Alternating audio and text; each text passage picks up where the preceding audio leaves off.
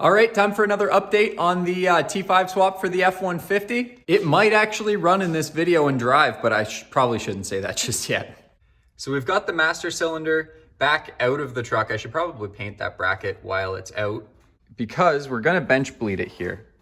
There are two ways to do this, but I think the easiest one is honestly to take this hose end, submerge it in the brake fluid once this is full, and basically you just pump it through its entire stroke until you don't see any more bubbles, because that means that the line is completely full and everything as far as air goes is out of the master cylinder as well. Once that's done, you can see I've got a bleeder fitting in this to hold the fluid in so we don't end up with air back in the system. And that will stay put until we get the line routed down to the slave cylinder, and we'll have minimal fluid loss there. So hopefully that should make it easier to bleed once it's actually in the truck.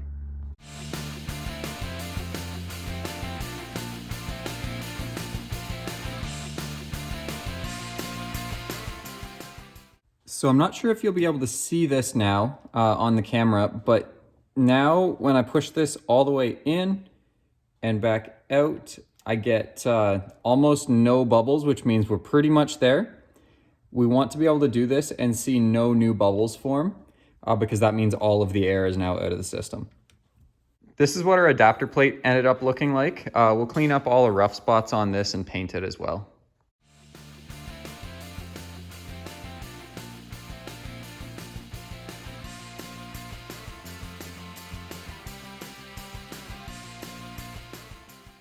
Okay, just a quick coat of Tremclad, and that looks a million times better than some rusty old piece of plate.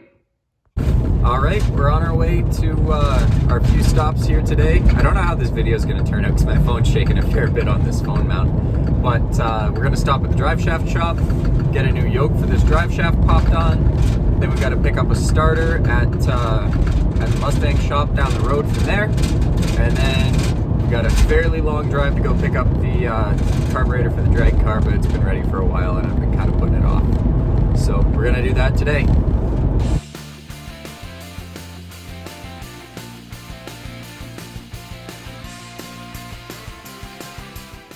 All right, so we got the drive shaft dropped off at the driveline shop, and traffic was way better than I was expecting. So I was there kind of early, which means I couldn't pick up the starter yet because that guy didn't open until 10.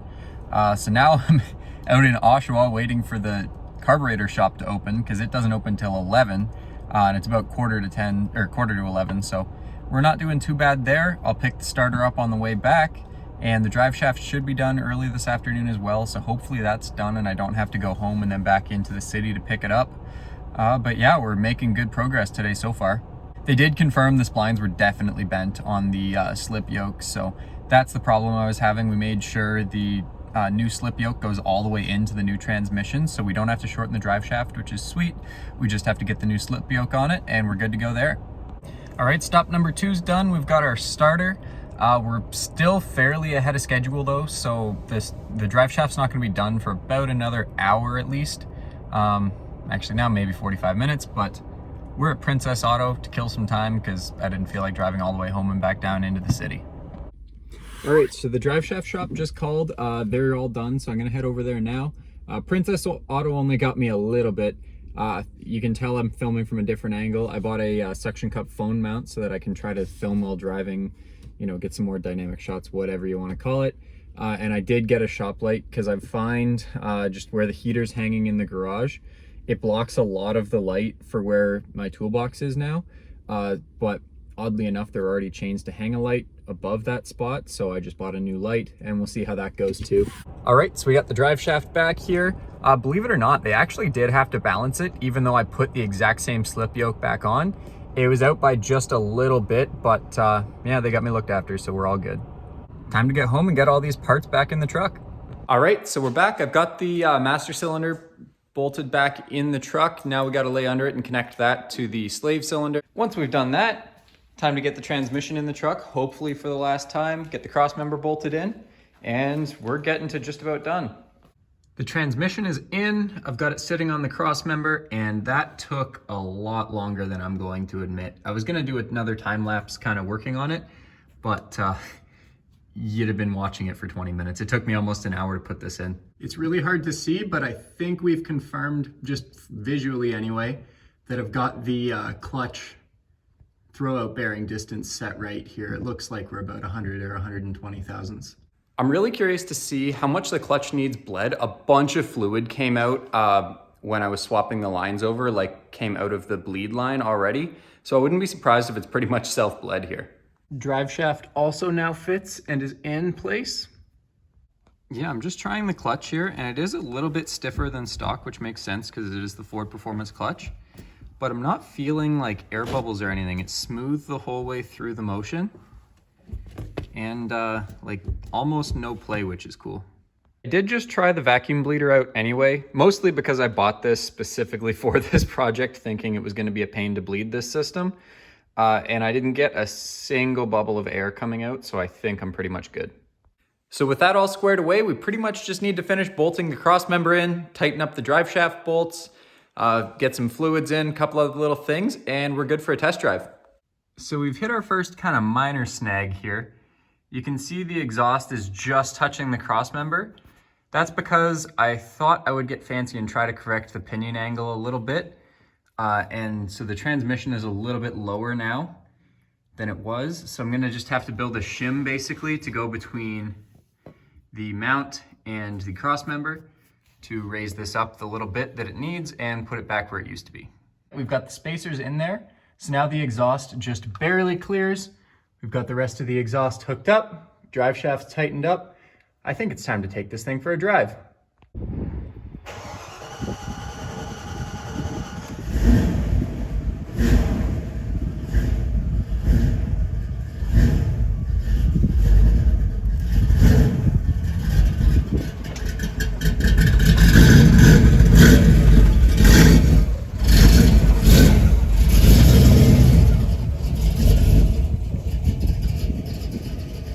So this is going to be the very first time driving this on the road. It's just starting to snow, so we'll see. I'm probably just going to run it down the road to the neighbors basically and back just to make sure everything works. But really excited to have gotten this far. Let's see how it does.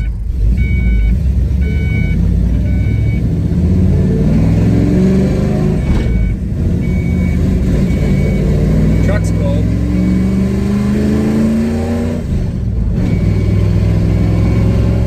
Transmission seems to work though.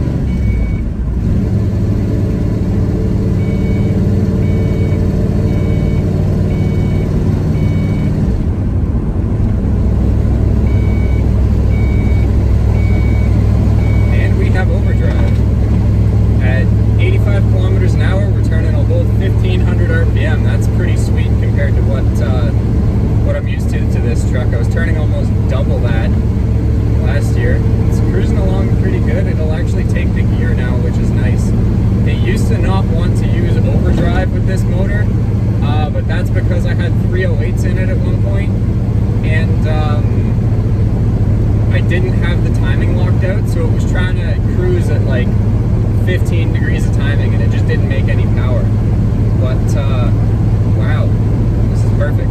It's 1800 RPM at 95 kilometers an hour, which is exactly right with this motor. Seems very happy. A lot quieter in the cabin than it used to be. Everything seems to be working as planned. I hear a bit of an exhaust leak that we'll fix, but yeah, quite happy. Hopefully we have enough fuel to get turned around and get back. As it runs out of fuel. Oh no, it was just fuel starving on decel, that's fine.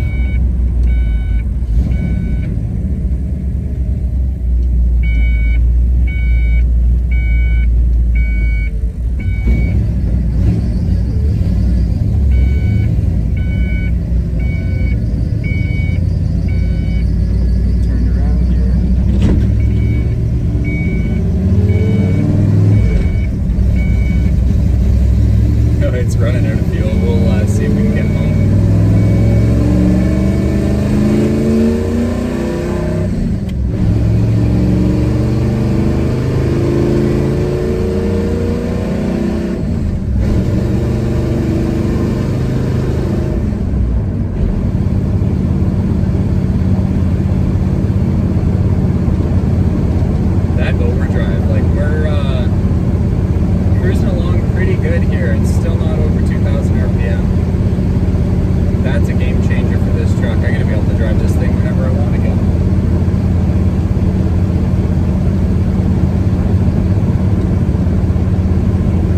Gotta fix that belt squeak too. The alignment isn't quite perfect on the alternator because I put an aftermarket bracket on. So not 100% there, but this actually cruises pretty quiet. I'm very happy with that. It's gonna make long drives a lot nicer.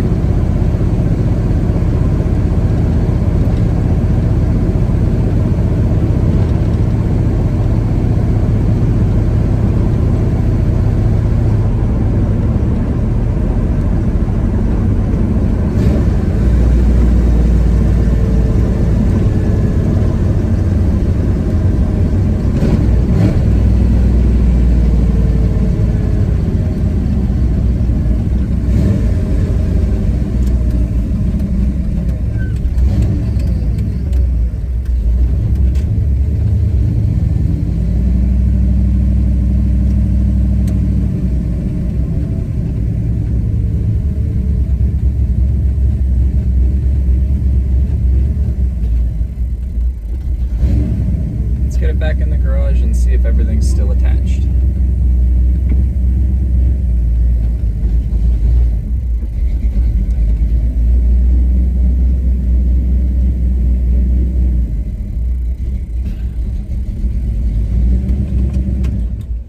That actually went really well. I've got a bunch of cleaning up to do in here and a couple other little things to button up on the truck. The main thing I still have to do is the shift boot. I had to move back a little bit, so there's a bit of a hole here. I'm gonna make a little sheet metal cover for that. Other than that, though, we're pretty much done with this swap. I'm still gonna put new brakes on the front. I gotta get the parking brake to work properly again. It hasn't worked right in a few years. And then I'm actually probably gonna take the drag radials off of it. They're a little bit unnecessary for this truck. But spring is coming, which means I'm gonna be driving this truck a bunch soon. And once we get the transmission 100%, we're gonna do some carb comparisons between Edelbrock and Holley to see what the drivability difference is between them. So keep an eye out for that. As always, thanks for watching, and I'll catch you in the next one.